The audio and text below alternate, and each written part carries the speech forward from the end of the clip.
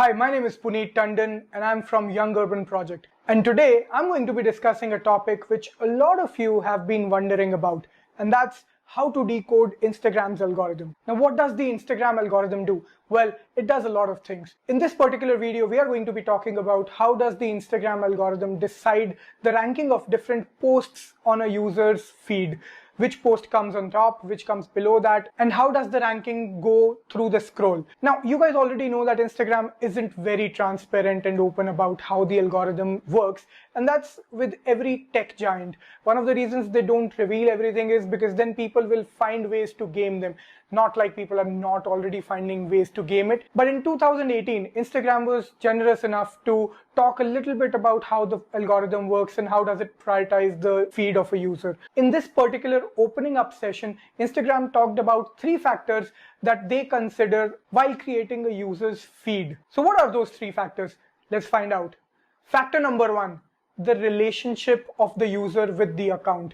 So if you are a brand account or a creator account, the algorithm finds out whether the user has been interacting with you in the past or not, and how frequently have they been interacting with you. And when I say interacting, I mean engaging with your content or sending you a DM or other forms of interactions on your account. If Instagram finds out that yes, the user has been interacting a lot with you, your post would be prioritized.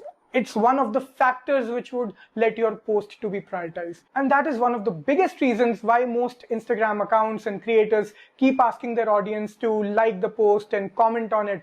That's because they're trying to get their audience more engaged with their content. And that's one of the reasons why I ask you guys to comment on my posts and let me know if you like them or not, or if you have any suggestions. It solves 2 purposes for me. Number 1, it tells the Instagram algorithm that my audience is engaging with my posts. So it makes it easier for my future content to reach out to you guys. Number 2, it lets me find out what you guys think about my content. It lets me find out if you like the post, that particular type of content, do you want it more, do you not want it. It helps me get a lot of constructive feedback. And it also allows you guys to ask questions to me based on which I can create future content which is more relevant to you. So it solves a lot of problems. So if you like this video, don't forget to comment on it below. Factor number 2, interest. Now, Instagram also factors in the kind of interest a user has in the kind of content you serve. So let's say you talk about fashion. If the user has been interacting with other pages and checking out a lot of other fashion related pages, there's a high chance that your content will be prioritized in the feed.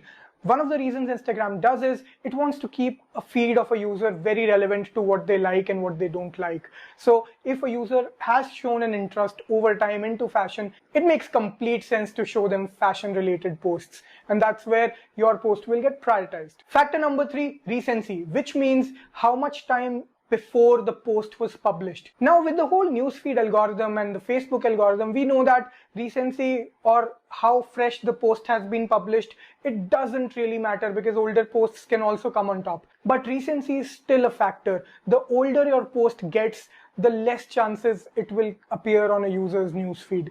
So that is why the timing of the post is so important. I keep saying, and a lot of people keep saying, that you need to make sure you post at the right times. Why does this matter? That's because if you post at a time when most of your audience is not active, by the time they come active, your post would have been slid back in the feed and probably a large number of your audience will never even get to see it. And that will decrease and hamper your reach. That is why use your insights, see what are the most active times of your audience, and then post it. There are a few more points that Instagram has openly clarified. One of those is that if a user follows a lot of accounts, you're going to have a lot of competition to serve your posts in their feed. Now that's common sense. If a user follows too many accounts, all those accounts are going to face a lot of competition amongst themselves to appear on that user's feed. Now, another misconception that a lot of people have about the algorithm is that business accounts are at an automatic disadvantage when it comes to getting ranked on the user's feeds.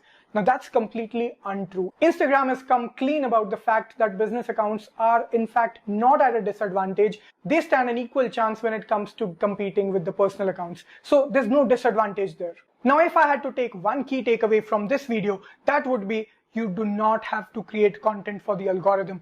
You have to create content for your audience that you deeply have to understand. You have to know their aspirations, their fears, their problems. Through your content, you have to either help them achieve their aspirations or address their fears or help them out with their problems somehow.